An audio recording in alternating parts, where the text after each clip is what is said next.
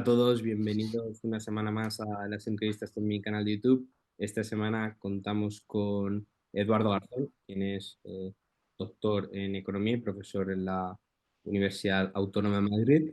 Y bueno, he traído a Eduardo para que nos ayude a entender mejor su visión de la economía, resolver, que nos ayude a entender algunas de las cosas que defiende, bueno, que, que él apoya, que él ve su manera de, eso, de entender algunos de los fenómenos de la economía que igual no suele tratar tanto, pero que me parecen interesantes y a ver si tenemos algún punto en común o qué. Entonces, la primera pregunta, Eduardo, ¿por qué te decantaste a estudiar economía? ¿Por qué te parece importante el estudio de la economía? Bueno, en primer lugar, muchas gracias por la invitación. Es siempre una alegría pues tener espacios en los que poner a confrontar ideas, ¿no? Por muy diferentes que sean, porque siempre se aprende algo de eso, ¿no? ¿Por qué empecé yo a estudiar economía? Pues a ver, yo en realidad cuando salí del bachillerato y hice selectividad tenía muy buena nota y en realidad no sabía qué hacer y la presión social me empujó a realizar arquitectura porque todavía no había estallado la crisis inmobiliaria y eso está muy bien valorado social y económicamente, ¿no? Entonces hice un año de arquitectura superior en la Universidad de Málaga, pero no me gustó.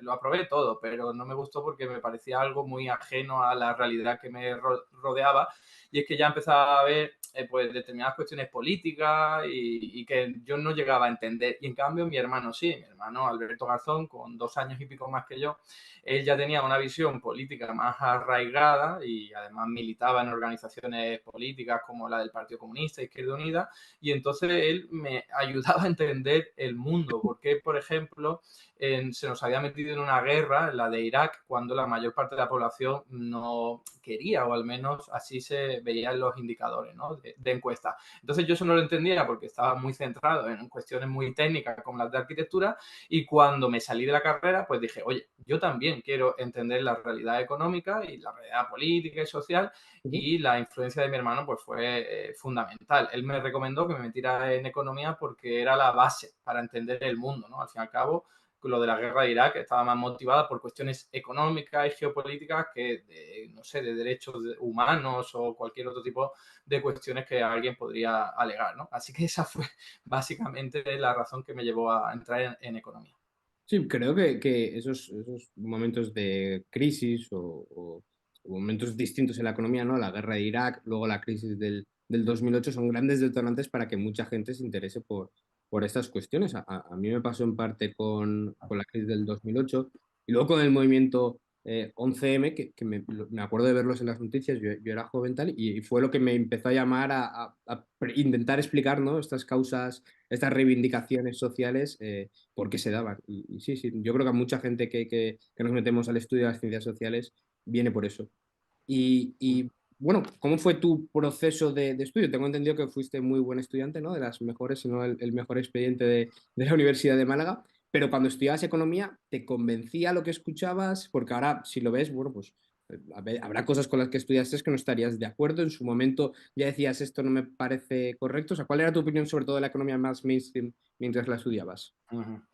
A ver, yo contaba con la ventaja de que mi hermano ya llevaba 3 años, 3 cursos, aunque tenga solo 2 años y pico más que yo, llevaba 3 cursos de adelanto y entonces él ya había recorrido ese mundo y se había dado una hostia contra la realidad de la academia económica, ¿no? En el sentido en el que se estudia una serie de teorías económicas que no sirven para explicar la realidad y que como mucho pues te dan alguna noción que no sé, te sirve a tener un engranaje teórico, pero que no te sirve mucho para entender la realidad económica, ¿no? Entonces yo cuando entré en la facultad, que sí venía de ser muy buen estudiante, así me habían educado y yo lo que hice fue sacar las mejores notas posibles en las asignaturas más relevantes, porque algunas, sobre todo, por cierto, esto quizás te llame la atención, en algunas asignaturas en las que directamente había un profesor que era neoliberal o ultraliberal, incluso libertario, podríamos decir, que nos daba la opción, dice, lo que no, porque él llegaba a la clase y decía, esta es la religión verdadera, ¿no? Y yo que además llegaba crítico con lo que se enseñaba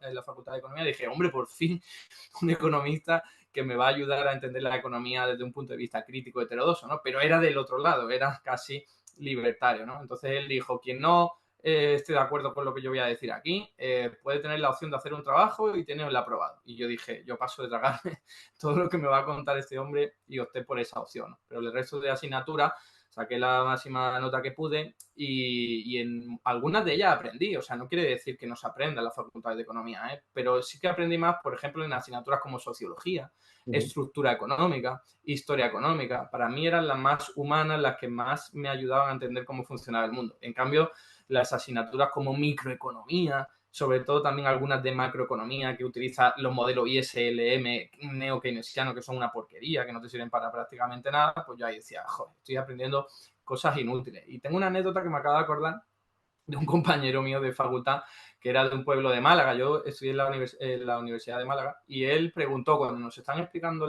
por cierto, la gráfica de ISLM, y de qué dependía el precio, porque la típica ecuación del precio depende de un montón de factores en una ecuación, y él levantó la mano y le dijo, profesora, mi padre vende fruta y él cuando va a poner el precio de su producto no utiliza esa ecuación. Lo único que hace es mirar alrededor del resto de competidores y más o menos lo pone al mismo nivel para no perder clientela, ¿no? Y la profesora dijo, bueno, es que eso es diferente, pero tú estudiate esto, ¿no? Estudiate esto. Y ahí, no sé, es un ejemplo anecdótico de cómo en realidad se nos enseñan cosas que luego no tienen mucha cercanía con la realidad, ¿no? Entonces, mi experiencia, por resumir, fue básicamente esa. Desde un primer momento fue de escepticismo y lo que hice fue buscar una formación alternativa más personal, que fue pues leyendo a economistas heterodoxos, economistas clásicos también, pues en los momentos en los que me lo permitía, ¿no? En tiempo libre, me iba a la biblioteca, leer libros, cosas que me recomendaba mi hermano, pero también otra gente que participaba de una asociación de estudiantes por una economía crítica, ¿no? Que organizaban, y yo también formé parte de esa asociación, ciclos de conferencias para llamar a economistas heterodoxos, normalmente de otros lugares de España y también de otros lugares de España, no, perdón, de otros lugares de Europa, para que nos dieran charlas sobre economía crítica, ¿no? Y ahí, al fin y al cabo, es donde aprendí más. Yo aprendí más leyendo por mi cuenta y participando en estas, asistiendo a estas charlas, que en las propias asignaturas, porque algunas que de verdad es que no servían para prácticamente nada. Y has mencionado, bueno, ya has mencionado el neo-keynesianismo, ¿no? Que es, bueno, lo que abunda principalmente en la academia. Entonces te quería preguntar, bueno, la economía parece que se divide en escuelas, ¿no? ¿Tiene sentido esta división en escuelas? ¿Dónde te encuadras tú? ¿Por qué se da esto? Hombre, yo sí creo que tiene sentido, ¿eh? De alguna forma tenemos que clasificar un poco las ramas del pensamiento y los enfoques Ujú. económicos que hay. Lo que ocurre es que siempre va a generar problemas. Habrá gente que diga, oye, yo no me siento partícipe de donde me has etiquetado, ¿no? Y hay gente que dirá, oye, no, yo me siento más parte de otro enfoque teórico. Entonces siempre va a haber problemas, evidentemente, porque cada persona podríamos decir que representa un único enfoque, ¿no?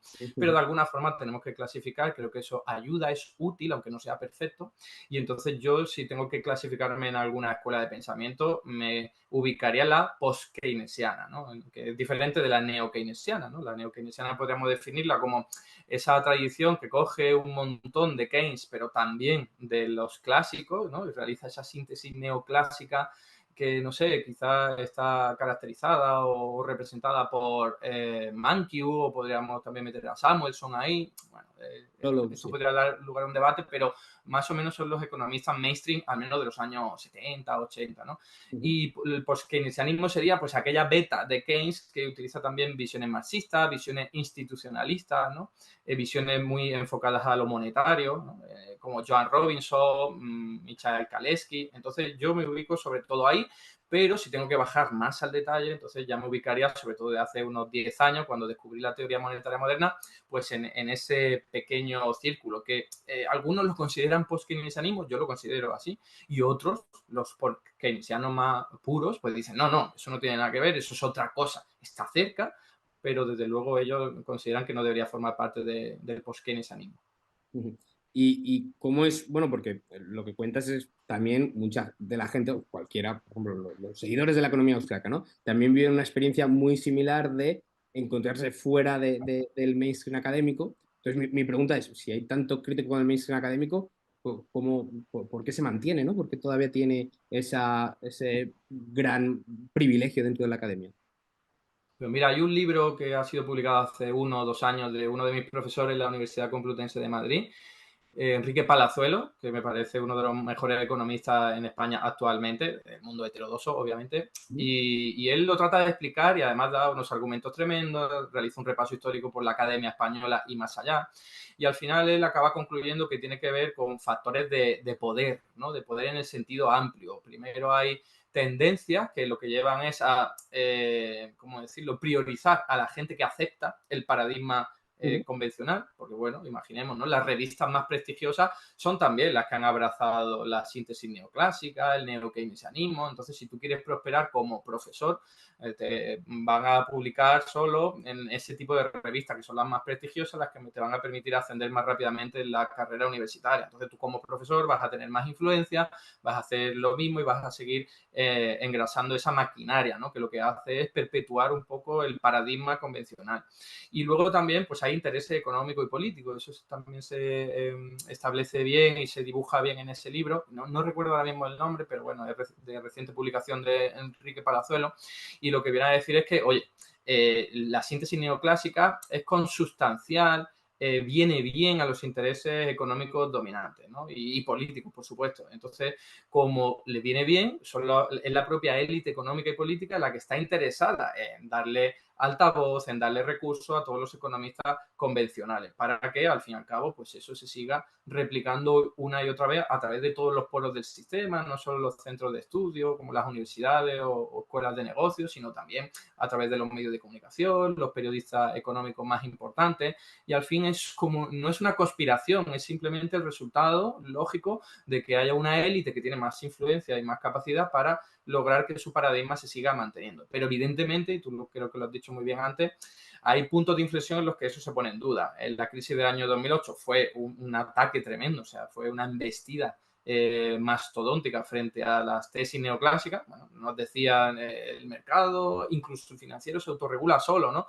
Y eso pues se vio cuestionado de alguna forma en la crisis del año 2008, igual que otro tipo de creencias. Entonces, lo que pasa, y acabo con esto, que es que los paradigmas no cambian de la noche a la mañana. Por supuesto que hay un montón de gente que lleva años, lleva décadas, ¿no? Desde el lado austriaco, pero también desde el lado, como decía, marxista, desde el lado post-keynesiano, desde el lado institucionalista, desde el lado ecologista, desde el lado feminista, pues atacando y criticando el mainstream, pero como se dice en alguna que otra ocasión, en realidad un paradigma no termina de morir hasta que no mueren los que creen en él, ¿no? Porque hay gente que lleva toda la vida utilizando el mismo paradigma económico y claro, llega ahora gente y lo critica y no es fácil cambiar de opinión, ¿no? Parece que la naturaleza humana es así, ¿no? Que nos mantiene creyendo siempre lo mismo y nos cuesta mucho darle la razón a los que nos critican. Entonces, al final, hasta que no acabe pasando tiempo y la gente vaya muriendo y vayan llegando nuevas generaciones, pues probablemente el paradigma tardará en cambiar, ¿no? Totalmente de acuerdo y, bueno, esto es un poco lo que explica Kuhn, ¿no? En la revolución de la Sí, ciencia. sí. Y yo, bueno, pues yo estoy de acuerdo también en lo que dices de que hay gente, las élites, seguramente las élites para ti y para mí son distintos, pero hay gente que le interesa que se enseñe esta economía y por eso donde se ve más claro son las subvenciones, ¿no? ¿Qué proyectos se subvencionan? ¿Para qué hay subvención y para qué no? Para la investigación y eso.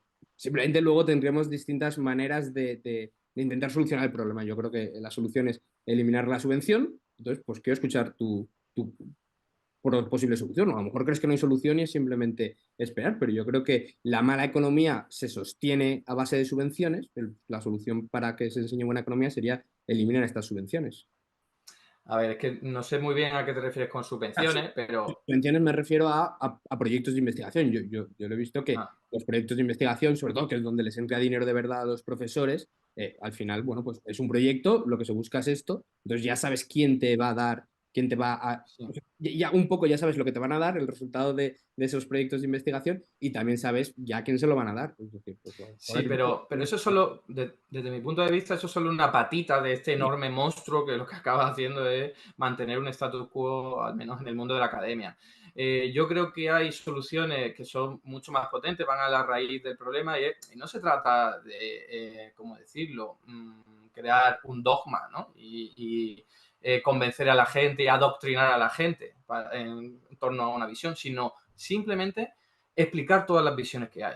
Lo que no puede ser es que entremos a las facultades de económica y no nos digan que hay muchas escuelas de pensamiento. A mí no me lo dijeron ni una sola vez durante mi carrera universitaria. O sea, entonces eso es adoctrinar, porque tú estás enseñando, por ejemplo, los modelos ISLM, que son neo-keynesianos, síntesis neoclásica, pero sin decir que eso es solo una forma de entender la realidad, solo una teoría económica. Entonces, eso es adoctrinar.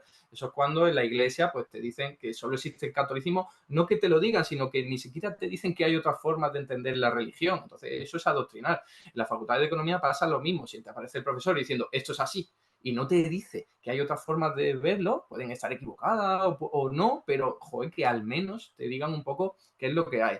Yo recuerdo que cuando llegué a la Facultad de Economía en Málaga, había todavía asignaturas que eran optativas, como por ejemplo análisis del pensamiento económico, historia del pensamiento económico, análisis marxista, economías post-keynesianas. Joder, eso existía, eran optativas y antes de eso, según me contaban, eran incluso algunas de ellas obligatorias. Entonces yo creo que esa es la única solución, que el propio programa de estudio de las universidades lo que hagan sea ofrecer todas las escuelas de pensamiento. Y sí, te digan, algunas son más potentes que otras, más conocidas que otras, sí, se pueden caracterizar, pero que no te las escondas. Y es que la gente acaba la facultad de economía sin saber que existe la economía austriaca, sin saber que existe la economía ecológica, sin saber que existe pues economía post-keynesiana. Entonces, eso es el verdadero problema desde mi punto de vista, que de un primer momento se adoctrina y luego, ¿cuál es el problema? Que la gente que nos salimos de la visión ortodoxa somos los raros, somos los que no sabemos de economía, ¿no? Decimos cosas raras y dicen,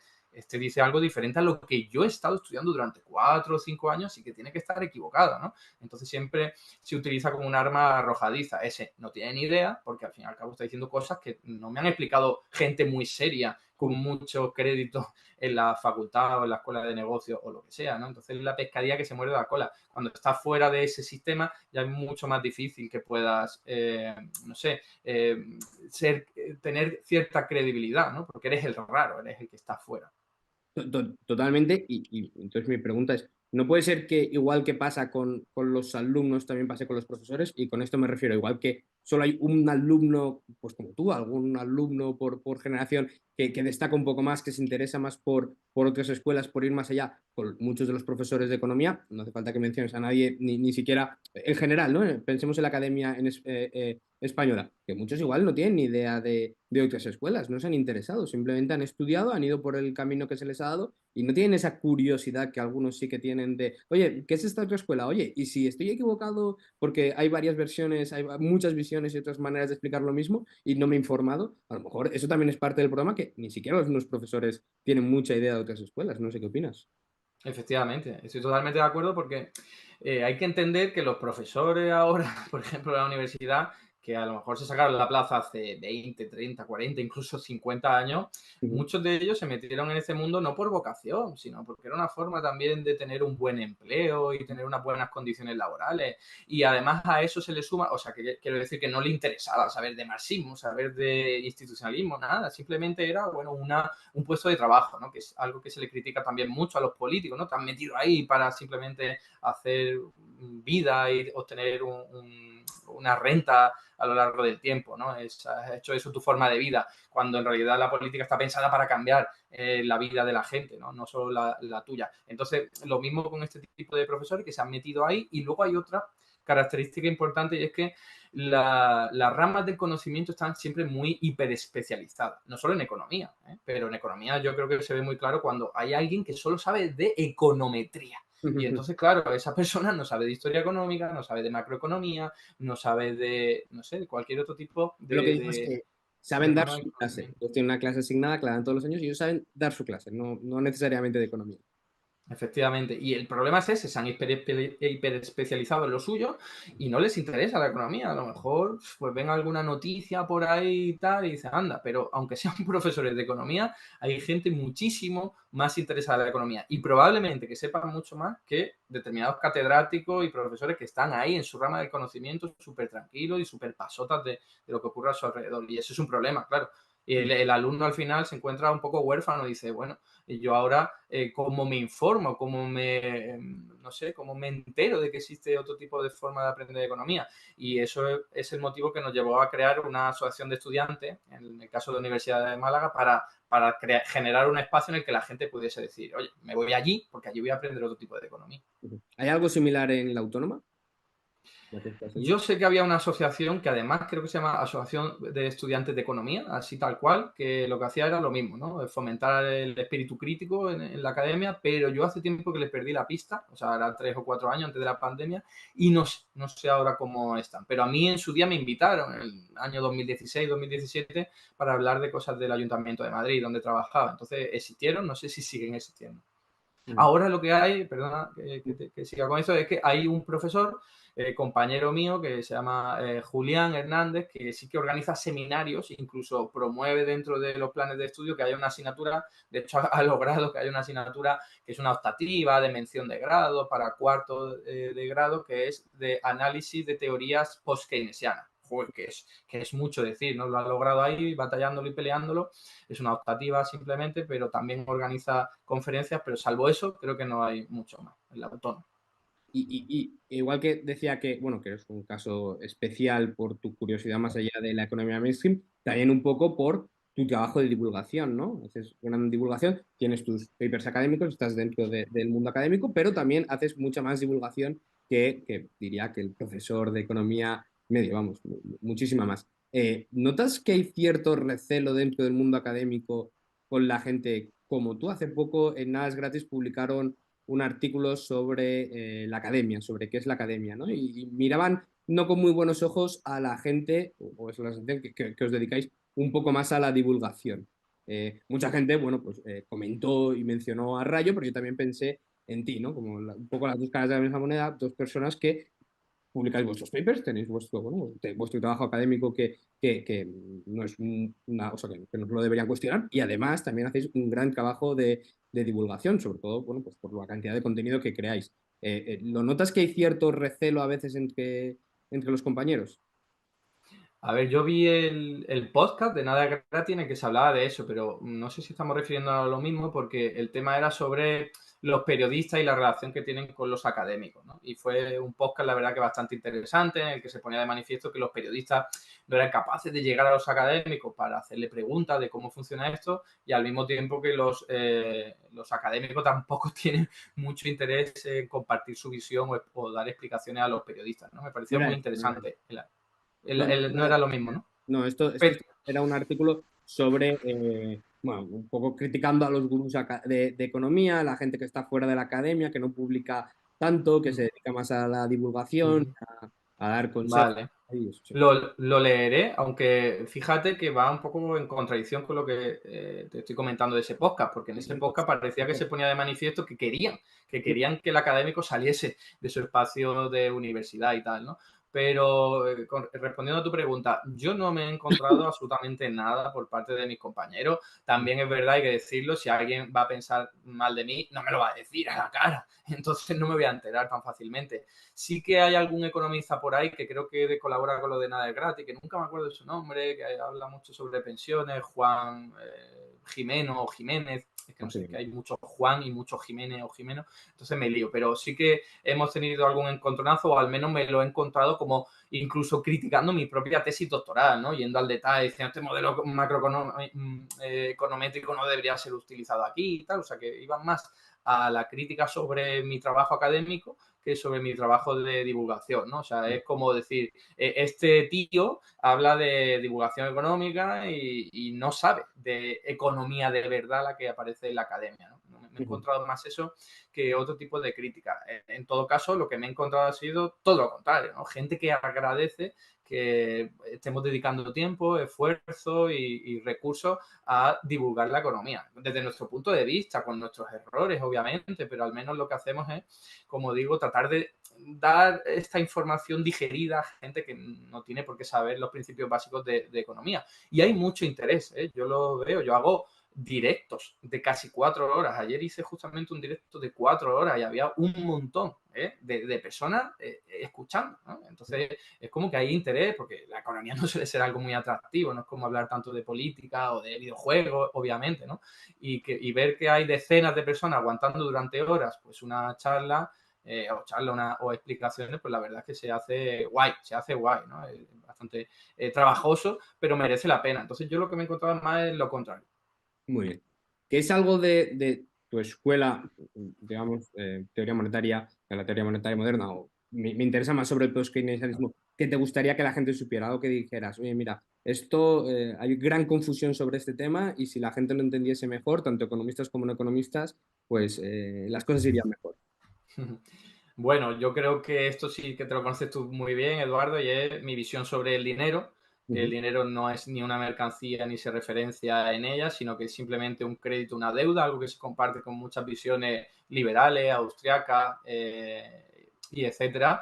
Pero claro, luego están las implicaciones que tienen que ver con la neutralidad del dinero. Y esa es quizás la característica más importante del post-keynesianismo, que desde siempre se ha reconocido, se ha puesto encima de la mesa que el dinero no es neutral ni muchísimo menos, ¿no? Entonces, eso tiene muchas repercusiones e implicaciones en términos de inflación, en términos también de cómo reactivar la actividad, la economía a partir de gasto público, ¿no? Entonces, al final son cuestiones más de sí, post-keynesianas, pero por cierto que antes me he ubicado en el post-keynesianismo, pero tampoco quiero decir yo pertenezco ahí y no aprendo o no bebo de otro tipo de inspiraciones, que la hago y mucho, por ejemplo, del análisis marxista he bebido muchísimo y sigo utilizando muchos de sus planteamientos, o del análisis institucionalista, del análisis ecologista, del feminista, ¿no? O sea, yo no soy de eso que te quedas con un paraguas debajo del paraguas y ya está, no, sino que en realidad puede ser más ecléctico, como alguien lo diría, pero escoge lo que más encaja, ¿no? Con tu visión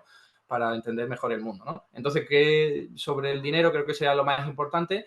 Creo que es fundamental. A veces mucha gente me dice, ¿por qué siempre estás hablando del dinero? Que es una cuestión monetaria muy particular de la economía. Y es que desde la visión keynesiana, desde el primer momento, el dinero es central porque te condiciona que tu economía sea una economía monetaria, es decir, que se rige a través de transacciones nominadas en unidades monetarias, en dinero, y no una economía en trueque, que es lo que se piensa más desde algunos ámbitos, sobre todo los clásicos, ¿no? E incluso Marx. Marx comete muchos errores al considerar que el dinero es puramente una mercancía. Por cierto, que en esa parte de su obra maestra del Capital entra en contradicción con otro tomo que ha sido muy estudiado por muchos post-keynesianos, de, oye, todo el flujo de MM' de prima, al fin y al cabo no tiene sentido que el dinero es una mercancía, porque entonces, ¿cómo se inicia el proceso, no? Entonces, creo que hay un montón de elementos, pero el más importante desde mi punto de vista es el dinero. ¿Por qué? Porque te afecta a todo, al gasto público, a los ingresos, a las pensiones,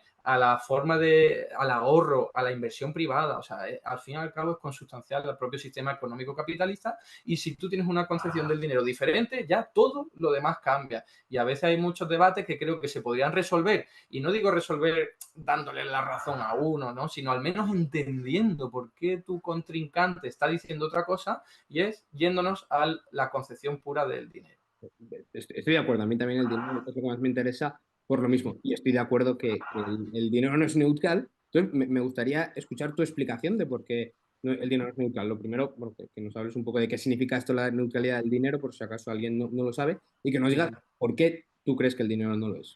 Vale, la neutralidad del dinero es un concepto clásico, neoclásico, que lo que establece es, también monetarista, establece que es como una mercancía más o un producto más. Entonces, cuando hay una escasez de esa cantidad de producto, la gente va a valorarlo más, va a haber mayor demanda, menor oferta y su precio va a ser elevado. Y entonces hay una sustituibilidad, no sé muy bien cómo decirlo, entra en términos de sustitución con otro tipo de producto. Entonces, bueno, el dinero sería como algo que sería neutral simplemente porque en el momento en el que hay pues mucho más dinero de la cuenta, como la producción es la misma, pues en realidad la producción se va adaptando a esa cantidad de dinero a través de un aumento de los precios, y en realidad la cantidad de dinero no ha cambiado la realidad, no ha cambiado la cantidad de bienes y servicios. Sin embargo, desde posiciones post-keynesianas, lo que se establece es que el dinero no es una mercancía ni un producto más, sino que es simplemente un elemento que utilizamos para protegernos de la incertidumbre, ¿no? De lo que puede ocurrir en el futuro. La gente ahorra por si pasa algo dentro de unos años para tener acumulado un dinero, para poder comprar una casa o darle respuesta a una enfermedad que te va a generar mucho gasto, etcétera, etcétera, o a la jubilación, ¿no? Entonces, la gente ahorra el dinero no porque haya mucho o haya poco, sino por una cuestión más de pensar en el futuro. Entonces, la gente no hace eso con la mayor parte de los demás productos, más que nada porque son perecederos, ¿no? En cambio, el dinero no, es algo que está ahí siempre, ¿no? Y bueno, podríamos hablar también del valor del dinero, pero aquí no viene al caso. La clave es que tú puedes aumentar la cantidad de dinero en una economía y al mismo tiempo aumentar la producción de bienes y servicios. Por eso se rompe esa idea de la neutralidad del dinero, de, oye, no, es un velo de las transacciones económicas y hay más dinero en circulación, la producción se va a adaptar a través del nivel de precio, ¿no? Desde una visión post-keynesiana es, no, a través de la creación de dinero o que haya más masa monetaria por el motivo que sea, eso puede llevar a que haya mayor demanda y los vendedores vendan más sin necesidad de aumentar sus precios, porque es lo último que quieren hacer en un mercado más o menos perfectamente competitivo, en el que pueden perder a su clientela. Entonces, creo que es fundamental hacer esa distinción. Si alguien considera que el dinero es neutral, va a concebir la economía de una forma muy diferente de la gente que pensamos que no es neutral para nada. Sí, estoy de acuerdo. Por resumirlo, a veces incrementos de M te pueden llevar a incrementos de Q. Uh -huh. Eh, eh, Eso es. sí, sí, estoy de acuerdo. ¿No? Hay muchas cosas que podemos estar de acuerdo, Eduardo. Luego ya veremos cuál sería la mejor manera de llevar esto, pero bien. Otra de las cosas que te quería preguntar, y bueno, me ha venido genial que lo hayas sacado antes, es la compatibilidad del marxismo con la teoría monetaria moderna, sobre todo en cuanto a teoría monetaria marxista. Lo digo porque yo he visto a gente que se clasifica como integrante de las dos escuelas y a veces me genera curiosidad exactamente cómo, sobre todo en teoría monetaria, porque bueno, lo que dice Marx es contradictorio con lo que decís desde la teoría monetaria moderna. Entonces, si nos puedes poner estos términos de qué es lo que decía Marx sobre el dinero y qué es lo que dice la teoría monetaria moderna, te lo agradecería. Todos sabemos que la tradición marxista es súper heterogénea y que hay gente que dentro del mundo del marxismo considera que su otro compañero no lo es o que unos son más marxistas que otros. Entonces, eso es importante dejarlo claro porque, bueno, dependiendo de la etiqueta que utilicemos, alguien podría decir, ese no es marxista. Por ejemplo, Bill Mitchell, que es uno de los fundadores de la teoría monetaria moderna, él se considera marxista y seguramente haya un montón de marxistas que consideren que él no es marxista, ¿no? Hay una contradicción muy potente entre el marxismo y la teoría monetaria moderna que tiene que ver con la naturaleza del dinero, ¿no? Según Marx, es una mercancía y según el chartalismo, en el que se inspira la teoría monetaria moderna, el dinero es simplemente una deuda o un crédito, ¿no? Entonces, claro, eso te cambia un montón el análisis, pero recupero lo que decía antes, que fue una crítica que al menos yo leí en Augusto Graziani, que no sé si lo utilizó de otro economista anterior, ¿vale? Me estoy refiriendo a los años 90 del siglo pasado y 80, que decía que Marx, aunque hiciese mucho hincapié en que el dinero era una mercancía, luego su razonamiento de cómo funciona la economía capitalista entraba en contradicción con eso mismo, porque si el dinero es una mercancía, y para producir una mercancía necesita recursos, oye, en algún momento, ¿no? Si todo ese ciclo que yo decía antes de D, D', M, M', aparece con el dinero, oye, ¿cómo puedes iniciar el ciclo con algo que en teoría es una mercancía? Porque eso tiene que haber sido producido antes. Y entonces es una regresión infinita que no tiene ningún tipo de sentido, ¿no? ¿Dónde está el origen, no? Entonces, básicamente, esa explicación te sirve para interpretar que más, por mucho que dijera que el dinero es una mercancía, en su cabeza había otra cosa y que el dinero en realidad sería pues simplemente un crédito que puede ser simplemente concedido por los bancos privados, ¿no? Hay una parte importante del post-keynesianismo que considera que el dinero solo es creado por los bancos privados, los bancos comerciales y que para nada el Estado tiene importancia, ¿no?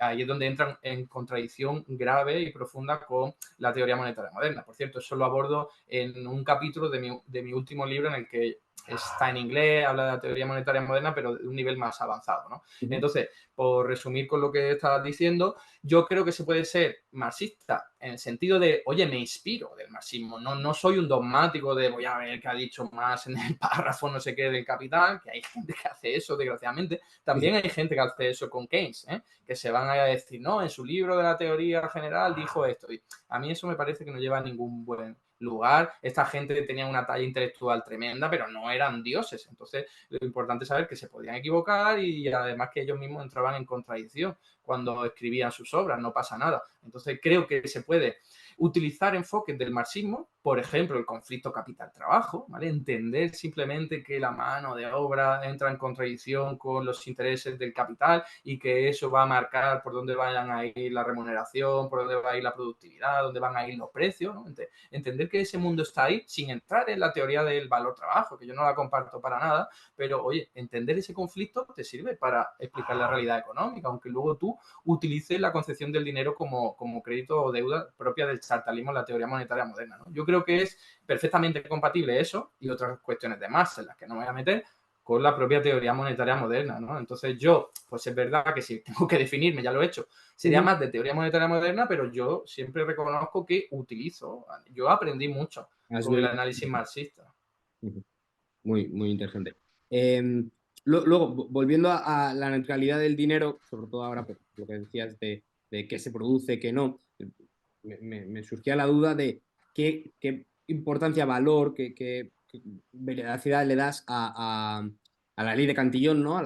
Que habla sobre la no neutralidad del dinero, qué importa por dónde entra, quién llega primero y sobre todo como posible crítica de la inflación, de, oye, uno de los problemas de la inflación es que el dinero no es neutral, entra por unos flujos determinados y entonces, bueno, pues hay algunos que se benefician de esa entrada del dinero. O si ya no quieres seguir la teoría de Cantillón, que el principio de Cantillón, que lo entiendo y hay gente que lo critica porque dice que es muy mecanicista, eso de dónde entra primero, segundo, tercero, pero por el hecho de expectativas, ¿no? Por el hecho de habrá gente que, o por su información, por estar más cerca de la creación del dinero, tendría unas mejores expectativas, o por su conocimiento tendría mejores expectativas de por dónde va a entrar el dinero, y eso le da una ventaja con respecto a otros. No sé si le das alguna importancia o no. Sí, sí, totalmente. De hecho, en mi clase siempre explico el efecto Cantillón porque me parece muy importante que se conozca, a cada uno pues podrá tener su visión, ¿no? Al respecto. Pero yo es que creo que encaja perfectamente y se entiende muy bien para clases en las que están en primero o segundo de carrera, con el tema de la expansión cuantitativa. O sea, la expansión cuantitativa, iniciada sobre todo, bueno, en Japón en los años 90, pero en Estados Unidos en el año 2008, en el Reino Unido también cerca del año 2008, luego en la Unión Europea de forma tímida en el 2012, pero ya en el año 2015 con todo el despliegue del mundo, eso es crear dinero a mansalva, unas cantidades que no nos podemos ni imaginar, billones con B de euros y de dólares y de libras, que sirven para comprar activos financieros, y entonces esos activos financieros, que sean públicos, pero también privados, lo que hacen es aumentar su precio, ¿no? Porque para eso están precisamente comprándolo, para bajar el tipo de interés que es el inverso del precio. Entonces, los tipos de interés a medio y largo plazo. Entonces, claro, lo que estás haciendo es simplemente con una herramienta que es gratuita, no tiene límite ninguno, que es crear dinero. Hoy día, además, electrónicamente, sin ningún tipo de coste o casi ningún tipo de coste, lo que estás haciendo es incrementar el patrimonio financiero de aquella gente que tiene activos, ¿no? Hay muchos estudios al respecto del Banco de Inglaterra, de la Reserva Federal, que cuantifican cuánto ha aumentado la desigualdad por culpa de la expansión cuantitativa. Entonces, es súper importante ver cómo se introduce el dinero en la economía. Y eso creo que lo hace muy bien, por cierto, la tradición post-keynesiana, que te habla mucho de desigualdad, ¿no? Claro, también bebiendo de lo de Keynes, de la demanda efectiva. La demanda efectiva con la propensión marginal al consumo, no es lo mismo una persona que apenas tiene renta, que todo lo que gane de dinero lo va a consumir, que una persona millonaria que ya tiene mucho dinero y que gane un poco, pues más no le va a hacer que vaya a gastar más, ¿no? Entonces el post-keynesianismo hace y ha desarrollado un montón de modelos y un montón de enfoques y de cuestiones muy interesantes ahí, y la teoría monetaria moderna creo que consigue lo que hasta el día de hoy sería lo más avanzado y sofisticado, que es trabajo garantizado, inyectar el dinero solo en aquella gente que hoy día lo necesita, los desempleados, ¿no? Entonces te evitas generar tensiones inflacionistas típicas de la demanda efectiva keynesiana al uso, ¿no? Como la del Zapatero con el plan E, ¿no? De venga, dinero para construir infraestructura que son canalizados a través de grandes empresas constructoras y eso al fin y al cabo pues es muy delicado. Está regando la economía en vez de inocularla con riego por goteo como propone la teoría monetaria moderna. Entonces me parece súper importante entender cómo se puede inyectar el dinero. Hay muchísimas formas, claro, y tiene su impacto en la desigualdad y en el patrimonio de la gente.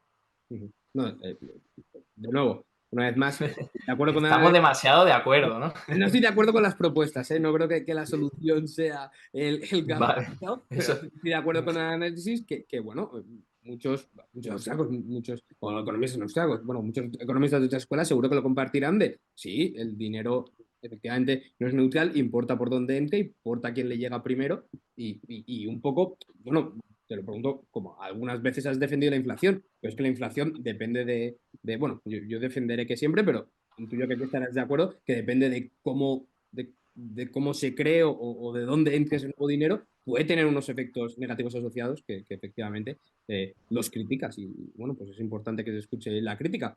Sí, sí. Mencionas que en clase explicas el efecto Cantillón. ¿A ti te convence el efecto Cantillón o utilizas, o dentro de la teoría monetaria moderna, tenéis otra manera de explicar esa entrada de dinero que entra ahora o qué es lo que hacéis? Es otro enfoque, ¿no? El efecto Cantillon sería algo más ortodoxo y en cambio, pues desde el mundo post-keynesiano se ha, al fin y al cabo, analizado lo mismo, ¿no? Sí, crear dinero depende de cómo lo haga, cómo entre, a quién vaya dirigido, que va a afectar a la economía. Pero sí que me resulta, bueno, muy intuitivo para, como decía, ¿no? Los primeros alumnos de economía para que entiendan eso y ya luego, como digo, no creo que haya ningún heterodoxo que utilice el efecto Cantillon para, no sé, para defender su postura o su punto de vista. No hace falta, insisto, en el mundo post-keynesiano hay un montón de modelos, por ejemplo, el de Baduri y Margling, que te explica el impacto que tiene en una economía en función de si se orienta hacia el exterior, es decir, si el dinero te llega en forma de exportaciones o superávit por cuenta corriente, o si te viene a través de la demanda interna, ¿no? Gente que tiene salarios elevados y están consumiendo los bienes y servicios dentro de tu territorio, ¿no? Pero yo sí que creo, insisto, que los modelos más avanzados al respecto son los, aparte de la teoría monetaria moderna, que se inspiran en ellos, son los de flujo y stock, que por cierto, eso es algo absolutamente aséptico que es utilizado tanto por gente muy heterodoxa como por gente muy ortodoxa, ¿no? Y creo que Wayne Godley fue el principal precursor de estos modelos y es que es tan sencillo como decir, a ver, si hay un flujo, el dinero viene de un sitio y va hacia otro. Y si hay un stock, es simplemente que se está acumulando, entre comillas, esa cantidad de dinero que en su día salió de alguna parte. Y a mí siempre me ha ayudado mucho a entender que la economía funciona así. El dinero siempre viene de algún sitio y va hacia otro sitio. Eso parece que no está haciendo referencia a algo físico, pero en realidad no, es simplemente un crédito que se manifiesta como deuda en la contraparte. Y déjame que te comente algo que quizás te pueda resultar interesante, porque los del trabajo garantizado tenemos un conflicto tremendo con los defensores de la renta básica universal, porque ellos tienen una visión del dinero absolutamente convencional, ortodoxa, de dinero mercancía. Los de la renta básica universal siempre dicen, no vamos a crear inflación porque nuestra propuesta es una reforma fiscal para que el 20 o 30% más rico de la población pague más de lo que va a recibir por la renta básica universal y financie el pago a ese restante 70 u 80% más pobre de la población. Dice, y así no creamos inflación porque no hay nuevo dinero. Está utilizando una visión absolutamente ortodoxa, cuando desde un punto de vista heterodoxo, post-keynesiano, de la teoría monetaria moderna, como lo queramos decir, sería, oye, es que da igual la creación de dinero, lo importante es cuál es el gasto, ¿vale? Y esto hacía mucho hincapié, incluso Milton Friedman, incluso pues el de la finanza funcional, que ahora mismo no me acuerdo el nombre, Ava Lerner decía mucho eso, no importa la cantidad de dinero, importa el gasto. Entonces, claro, tú puedes crear dinero, la gente puede ahorrarlo o puede gastarlo. Si lo ahorra, desde luego no va a haber ningún tipo de impacto en la inflación, ¿no? Entonces, eso es lo que muchas veces trato de hacer ver a la gente de la renta básica universal, que es lo de menos hacer la reforma fiscal o no crear dinero. La clave es si le estás dando mucho dinero a gente que ahora mismo no tiene ningún tipo de capacidad económica, seguramente lo van a utilizar todo en compras, en consumo. Y eso puede generar tensiones inflacionistas sin necesidad de haber creado dinero. O sea, la inflación te puede aparecer sin necesidad de crear dinero. Y eso es algo que les cuesta verlo porque están absolutamente contaminados por visiones monetaristas. Sí, sí, ahora tengo una duda. Acabas de decir que la cantidad de dinero no importaba, pero antes hemos dicho y he estado de acuerdo contigo que a veces, o sea, que la cantidad de dinero sí que puede importar, que los aumentos de M pueden importar para llevar aumentos de Q, que sí que importa, a veces puede faltar dinero, ¿no? O podemos tener demasiado dinero incluso. ¿Qué opinas? O sea, ¿me lo puedes clarificar un poco? Porque entonces aquí ya me ha nacido la duda. Sí, yo no digo que no importe, yo digo que pueda aparecer inflación Ujú. sin necesidad de que se cambie la cantidad de dinero en circulación, ¿vale? Porque simplemente, como digo, si tú haces una reforma fiscal que me llevo el dinero de los más ricos al resto de la población, ahí no estás incrementando la cantidad de dinero, simplemente la estás haciendo cambiar de manos, ¿no? Pero claro, si te lo llevas a gente que tiene mayor propensión marginal a consumir, sí que podrían estar consumiendo gracias a esa inyección de dinero producto que, oye, su oferta está más o menos limitada y genera tensiones Entiendo. inflacionistas. Por eso Eh, digo, Mantienes M igual eso es, y aumenta. desde la ecuación Sí, sí. cuantitativa sería así. Que, bueno, he estado utilizando, bueno, esta es la segunda vez que utilizo la ecuación cuantitativa, pero decir que yo soy muy crítico con la teoría cuantitativa del dinero y entiendo que tú también lo eres, ¿no? Sí, a mí no me convence lo de...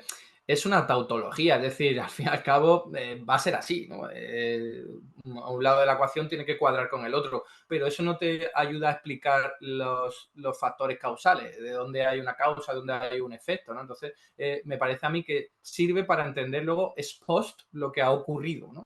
Oye, pues mira, que es que en este caso ha aumentado también la producción, pero no sabemos si ha aumentado antes o después que la creación de dinero, la velocidad. Entonces, a mí me gusta más analizar los fenómenos monetarios y su impacto en la producción a través de otro tipo de enfoque, ¿no? De, oye, la propensión marginal al consumo, la oferta productiva de la economía, vamos a ver cuál es la cantidad de ahorro también de la empresa y familia, si hay un superávit por cuenta corriente, está viniendo gasto desde fuera. Ese tipo de No, pero elementos a mí me ofrecen más visión. no me refería a que si eres crítico con la ecuación, me refiero a con la teoría cuantitativa del dinero. O sea, Ah, la teoría cuantitativa del dinero es nos dice que la demanda tiende a ser estable. Entonces, que lo único que no importa es la cantidad de dinero, sin hablar de demanda. Pero bueno, tú has mencionado varias veces la importancia de la demanda, ahora mismo hablando de la circulación, que es la inversa. Entonces, me preguntaba si tú también eres crítico con la teoría, no con la ecuación, con la teoría cuantitativa del dinero. Te lo puedes imaginar, Sí, sí, soy no, no. absolutamente crítico, claro.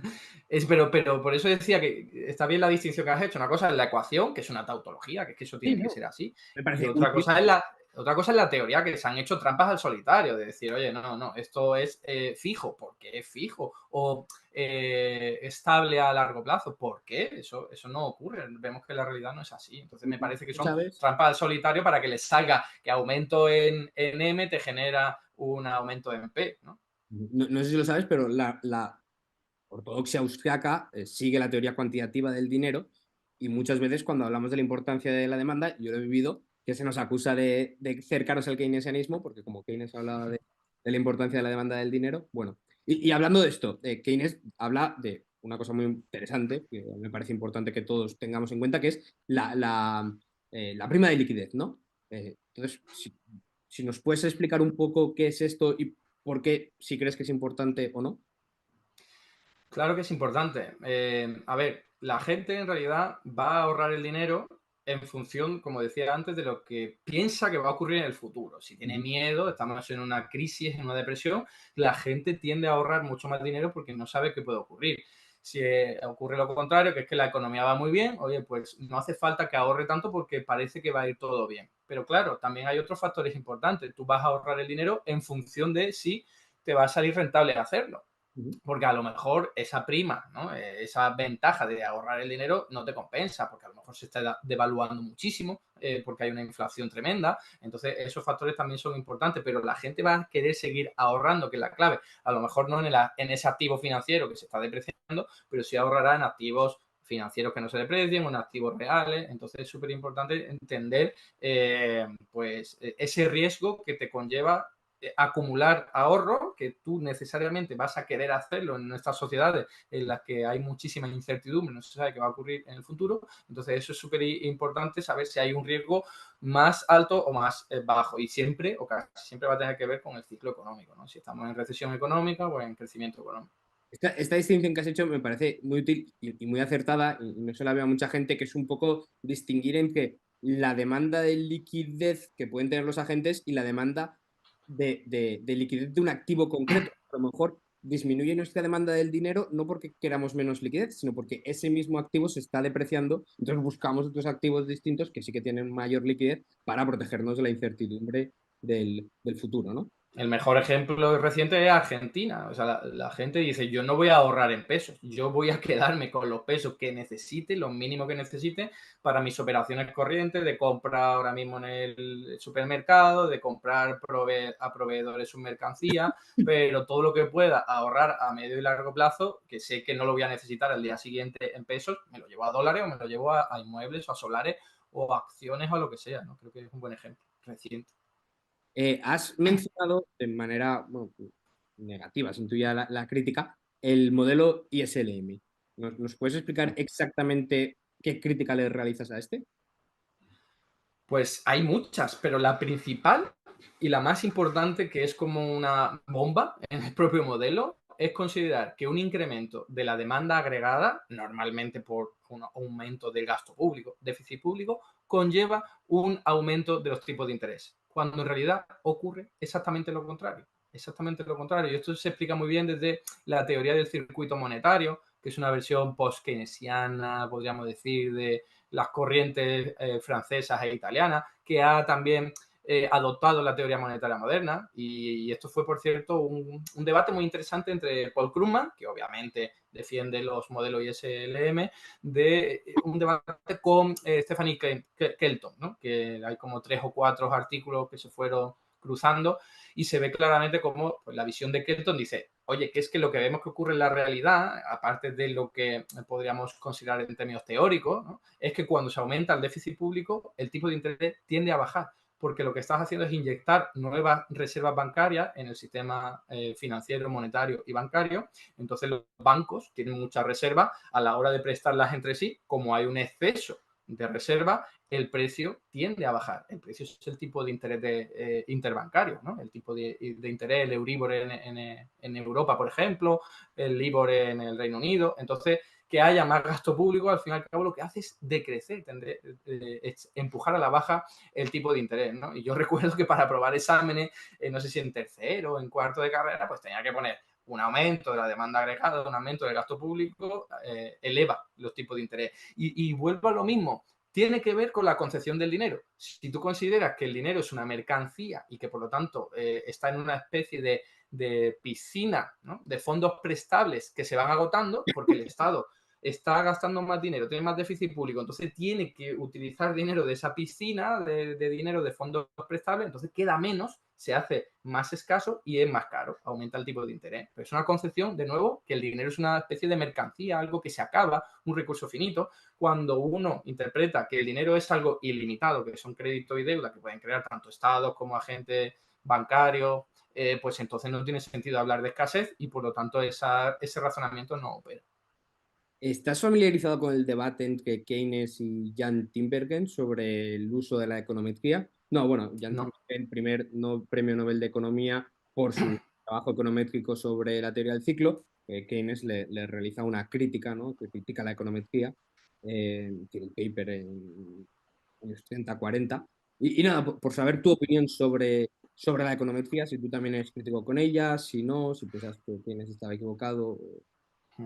Yo el debate ese no lo conozco, pero sí tengo mi posición particular sobre la econometría. Yo no la utilizo, solo la he utilizado para mi tesis doctoral porque al fin y al cabo es algo que está bien visto, bien valorado, queda muy elegante tu modelo económico, te sirve para publicar en revistas más prestigiosas, que es algo que necesitamos los profesores para ascender en nuestra carrera, pero si por mí fuera, jamás hubiese utilizado modelos econométricos. Yo entiendo que hay algunas técnicas, estadísticas, algunas más elaboradas que entran dentro de la econometría, que te ayudan, que te sirven, que es una especie de elemento que te ayuda a corroborar o no, a reforzar tu idea o no. Pero al fin y al cabo, de verdad, es que cuando uno entiende cómo funciona la econometría desde dentro, y yo he estado en casa de economistas muy importantes como Gennaro César explicándome la macro, o sea, los modelos econométricos desde dentro, y es un tío que sabe muchísimo, pues te das cuenta de que se puede torturar. Siempre se puede torturar. tú es que al fin y al cabo puedes torturar a los datos para que te digan lo que quieras. Y sí, con algunos errores, con algunos márgenes, esto es más significativo que otro, pero al final tú cambias un año, lo pones un poco más tarde o te hace, no sé, valores trimestrales en vez de anuales y al final, si quieres que te dé un resultado, te lo va a dar. Por eso yo soy muy crítico. Creo que eso es una herramienta que te puede ayudar, ¿vale? Te puede reforzar las ideas, pero es que hay gente que te hace, ¿no? En el mundo de la ortodoxia es un paper en el que solo hay un modelo y toma, y te lo tienes que tragar y apenas hay incluso teoría y no sé, es como, desde luego que yo soy ultra crítico Realmente, yo siempre lo cuento que mi desencanto con la econometría nació a raíz de que yo estudié un máster de metodología de las ciencias sociales y una vez dentro del mundo ves cómo se utiliza la econometría y es cuando dices, esto ya me huele raro. Luego ya pues empecé a desarrollar mi defensa o mi crítica teórica contra la econometría, pero lo que me hizo despertar una vocita dentro de mí de decir, oye, aquí hay gato encerrado, fue eso, estar dentro de la econometría, recibir clases de supuestamente parte de los mejores econometras del mundo, porque bueno, tuve la suerte de estudiar en la London School of Economics y decir, ¿así es como trabajáis? ¿Así es como funciona esto? Te decían, no, si no te da, mueve un poco los datos, haz esto, cambia, como decías, que sea trimestral en vez de anual. Pero así decía.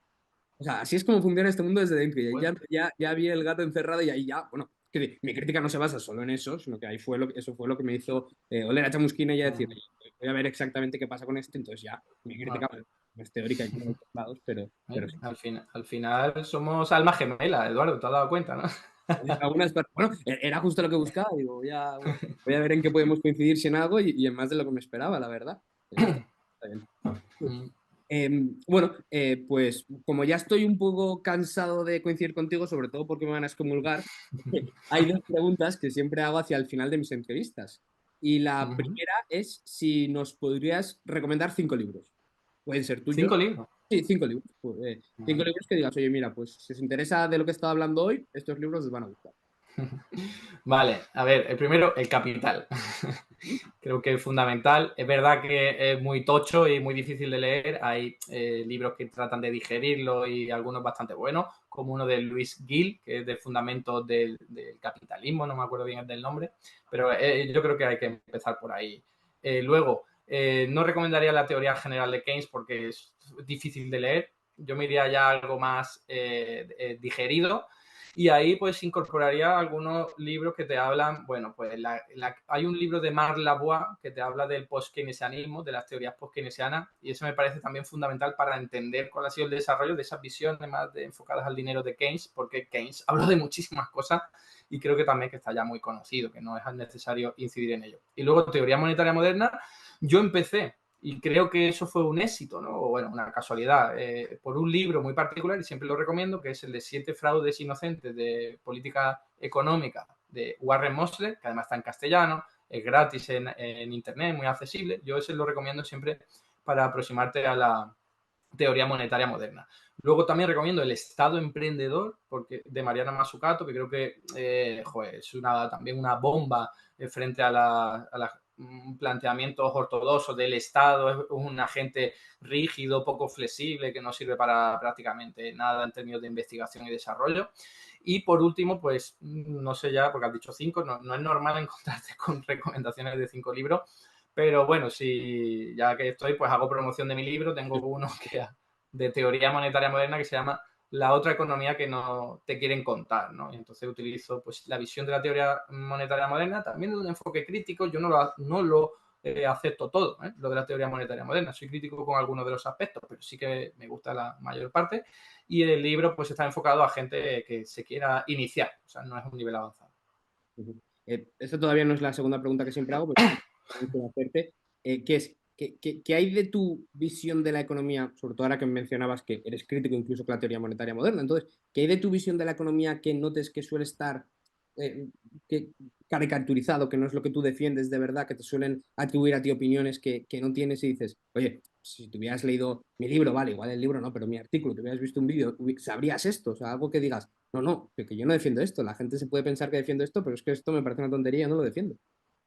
No sé si es una pregunta retórica, pero tú antes creo que has dicho literalmente, tú en algunas ocasiones has defendido la inflación. Y yo nunca he defendido la inflación. Hay un corte que que ruló por ahí diciendo la inflación, si fuese democrática, podríamos aceptar que fuese un 10%. Y yo eso lo hice en un contexto muy particular que si tenemos pleno empleo y todo el mundo tiene las condiciones de vida aseguradas, yo firmo que el coste sea un 10% de inflación, porque todo el mundo está viviendo bien, ¿no? Entonces, eso no es lo mismo que decir yo quiero que haya inflación, que eso es lo que se ha caricaturizado muchas veces. Y luego lo de la creación de dinero, o sea, la gente siempre hace memes con mi cara de impresión de dinero, impresoras y tal, y en realidad es que es absurda esa crítica, porque el dinero se está creando todo el rato, no solo por parte de los estados, cuando gastan más de lo que ingresan, sino también por los propios bancos comerciales. Entonces yo lo que digo es que ya que se está creando todo el dinero para determinados intereses, que son los de la élite, yo lo que quiero es que esa herramienta de creación de dinero se ponga al servicio de la gente, de la mayoría social, no que lo sigan utilizando cuando le dé la gana. Crisis del año 2008, hay que rescatar a la banca, se crea todo el dinero que haga falta. Crisis pandémica, hay que rescatar al mundo y a la sanidad, se crea todo el dinero que haga falta. Guerra de Ucrania, todo el dinero que haga falta, es para sus propios intereses, no para la gente que hoy día, por ejemplo, pues, no tiene un empleo. ¿Por qué no crear dinero para que la gente que no tiene empleo salga de esa situación terrible? Una pregunta que a lo mejor puede ser muy complicada, no sé cuánto lo quieres simplificar, pero entonces, ¿estarías a favor o dirías que crees que el óptimo sería un nivel, o sea, una estabilidad general del nivel de precios? ¿O sí que ves, bueno, a veces la inflación, la deflación, depende del contexto? Porque yo, por ejemplo, sí que me atrevo a decir que el idóneo para mí sería la estabilidad del nivel general de precios. Pero A ver, deflación desde luego que no, porque sabemos que en economías capitalistas eso es terrible, ¿no? Si los empresarios ven que los precios tienden a la baja, lo que hacen es dejar de invertir y entonces la gente no consume ahora, sino que consume en el futuro. O sea, es terrible, lo sabemos. Si hay que elegir, hombre, si tuviésemos una economía, insisto, ¿no? Con niveles razonables de desempleo y de igualdad y tal, cuanto más baja sea la inflación, muchísimo mejor, por supuesto que sí. Yo lo que digo es que tomando en cuenta cuál es la evolución histórica de la inflación en los países, sabemos que las economías que más se han desarrollado y más rápido, por ejemplo, Corea del Sur, Brasil, Estados Unidos, que se han desarrollado muy, muy rápido, han tenido tasas de inflación de varios dígitos, incluso de 80%. Y eso es algo que era como consustancial un desarrollo económico muy rápido. Eso en sí no es malo, porque al fin y al cabo ha logrado que Corea del Sur sea ahora una de las economías más ricas del mundo. Entonces, siempre hay que contextualizar la inflación de los años 80 tan elevada de 40, 50, 60% de Corea era mala, no, para nada. Era buena para el desarrollo económico y luego habría que bajar más al detalle si hubo gente que se quedó fuera, que siempre, en economías capitalistas, siempre hay mucha gente que se queda fuera, ¿no? Entonces yo pondría más el acento en no me importa tanto el nivel de la inflación como la capacidad económica real, ¿no? Descontada la inflación, de la gente y sobre todo de los más necesitados. entiendo, entiendo. Me noto que la verdad es que no tengo ni idea sobre los dos escaldadas y que no te los puedo contestar de los niveles de inflación. No, no esto me parece bastante, la verdad. Me gustaría verlo, pero bueno, Sí, sí. asumiré que es así, entonces me sorprende. Muy bien. Te pasaré datos. Sí. Sí, vale. Entonces, la última pregunta que siempre hago. Eduardo, si pudieras tener una conversación con cualquier persona de la historia, viva o muerta, ¿con quién sería? Vaya pregunta. Pues no lo sé, la verdad. No sé. Quizá, es que claro, es como decir cosas muy raras, pero quizás Carlos Marx tendría mucho sentido también, porque te hablo de una época de hace muchísimo tiempo. Pero No sé, bueno, es un poco ¿te han escuchado decirlo sido por más decir. así que no, no eres el primero que ha dicho Carlos Marx en el canal. Me imagino. Bueno, no, sobre que la otra persona lo dijo para corregirle. Ah, No, que para- fue Rayo, ¿no? no, fue Paco Ah, Sorolla, que lo conoces. ah, De lectura. Sí, ujú. sí. Entonces, Hombre, bueno, pero es que yo creo que todo el mundo podemos estar de acuerdo en que Carlos Marx tuvo una talla intelectual formidable, o sea, de un puro genio. Puedes estar de acuerdo con él o no, pero es que tocó todos los temas, filosofía, economía. Entonces, para estar hablando del siglo XVIII, pues, y siglo XIX, joder, estamos hablando de una época en la que sí, sorprende que haya gente tan lista, ¿no? y lo leyó todo, eso también, eso es una cosa Claro, muy claro. de Carlos Marx. Frigazo. Sí, sí, bueno, era un autista más de la economía. Sí. Vale, muy bien, Eduardo. Pues nada, un placer. Si la gente le ha gustado lo que ha escuchado, quiere leerte, quiere escucharte más, quiere seguirte, ¿dónde puede hacerlo?